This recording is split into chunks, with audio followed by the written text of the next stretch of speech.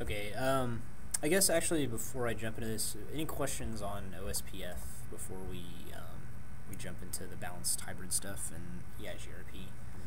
Anything that wasn't clear? Take silence to mean no.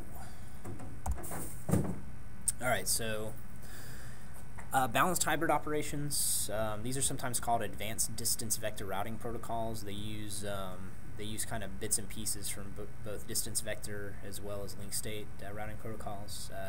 They use similar metrics and have a maximum hop count like distance vector protocols do, but then they also build the neighbor table before exchanging routing information and list all possible routes in a topology table like link state protocols do. So it's got kind of commonly referred to as the best of both worlds. Still does have some shortcomings. When we start talking about the characteristics, the biggest shortcoming is right at the top here, Cisco proprietary. So this means it only runs on Cisco routers, Junipers, Redbacks, etc., etc. It's not going to run on those. So you can either make an all Cisco network, which certainly what Cisco wants you to do, but doesn't really work out very well in the real world. So that's the one big glaring problem with EIGRP. Hopefully at some point they'll release some kind of open standard that all vendors can participate in, because it is a very good routing protocol otherwise, but for the time being only for Cisco networks, so keep that in mind. Everything else is pretty much a positive after that. The Enhanced Interior Gateway Routing Protocol is an updated version of EIGRP, which is no longer used, which was also Cisco proprietary. It's one of the fastest converging protocols. It uses a 32-bit composite metric that is generally comprised of bandwidth and delay, each multiplied by 255, but that you can actually specifically configure it for different K values so that it uses metrics such as like reliability, load, and MTU instead. But naturally it's going to use bandwidth and delay. So the composite metric is more effective than strictly hop count or strictly cost. It also has a maximum hop count of 224, much higher than RIP. And we talked about RIP before. It's got a maximum hop count of 15, so you get to 16, that's considered an infinite hop count. And on a large network, you can easily go beyond 16 hops. So having a maximum hop count of 224 gives it the ability to work on much larger networks than RIP will. It can also load balance up to 6 unequal paths. We talked about on RIP version 1 and 2 being able to load balance on equal paths. EIGRP can actually balance on paths that may not be as good as the primary path. That way you've got a lot of options in case like a link goes down or you're experiencing some problems on your primary path. And this kind of shows you just a quick glance at an EIGRP network. Your lower values are preferred, so you've got a total cost to get there of 80. From going from router A to B to C to the network.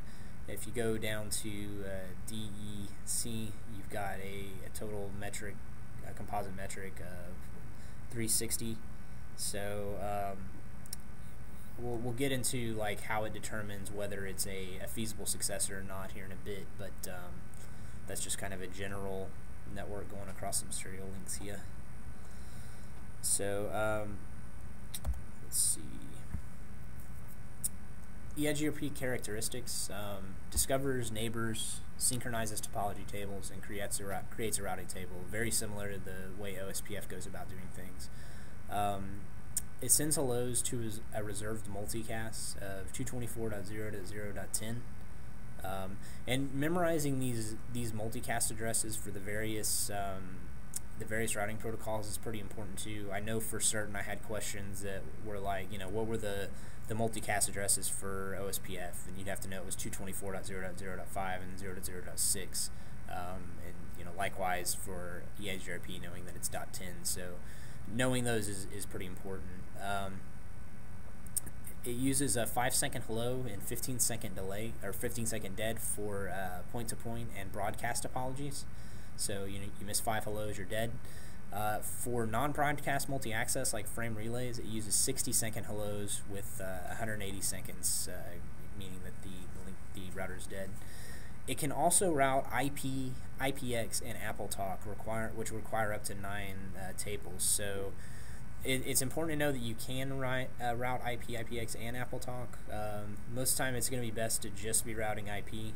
I know there's some specific networks where they're going to require IPX or AppleTalk, but if you're trying to run all 3 of these on a network, the limitations of your router may become apparent, because you got to have a neighbor, a topology, and a routing table for each one of those protocols. So on each router, you end up with 9 tables, which takes up a lot of one, it takes up a lot of memory, and 2, recalculating for each of those takes up a lot of CPU usage. So keep that in mind if you're ever in a specific situation that's going to require all 3 of those protocols to be routed. It uses the diffusing update algorithm dual to determine best route. That's the Cisco proprietary algorithm that they've determined works best with this. It does guarantee a 100% loop-free network that converges very quickly. It can distinguish between internally learned routes with an administrative distance of 90 and externally learned routes redistributed in EIGRP, which will have an administrative distance of 170. So we talked about redistributing routes from one routing protocol into another routing protocol in past chapters. If you do that with EIGRP, it's actually smart enough to realize that some of those routes it learned on its own through the EIGRP dual algorithm and such, and then the other ones that it's got on there were redistributed in there. So it actually gives a higher administrative distance to the ones that it learned through an external protocol. That way it knows that if it's got 2 routes to the same network, it needs to prefer the one that it learned directly, because it's presumably that would be a more trustworthy route to that network. It is naturally classful, but can be configured for classless networks. So just like RIP version 2, it's going to adhere to classful boundaries unless you specifically configure it for a classful situation with a no IP auto summary command. Successor and feasible successor routes. The best routes are successor routes and have the lowest feasible distance. The language in here kind of gets a little wonky to me. Like when I hear successor, it almost sounds like that's the backup route. Successor is actually the primary route. Feasible successor is the backup route. The distance to reach a destination from the router is the feasible distance. So the total value of composite metrics added up is the feasible distance. EIGRP also keeps track of the composite metric for each neighbor router for a route, known as the advertised distance. So you've looking at the router that you're on at that time, the cost to get to a destination is the feasible distance. Whatever the next hop router is, you would have to go to traverse that route. It will advertise to you the advertised distance. We'll talk in a minute about why these 2 values are needed and what the difference is between them. But feasible distance is the distance to that destination from the router you're on. Advertised distance is the distance from the next hop to the same location. The backup route for EIGRP is known as a feasible successor and is kept in the topology table. It can be placed into the routing table in about 1 second in the event the successor route fails. So that's the very quick convergence that they talked about with EIGRP.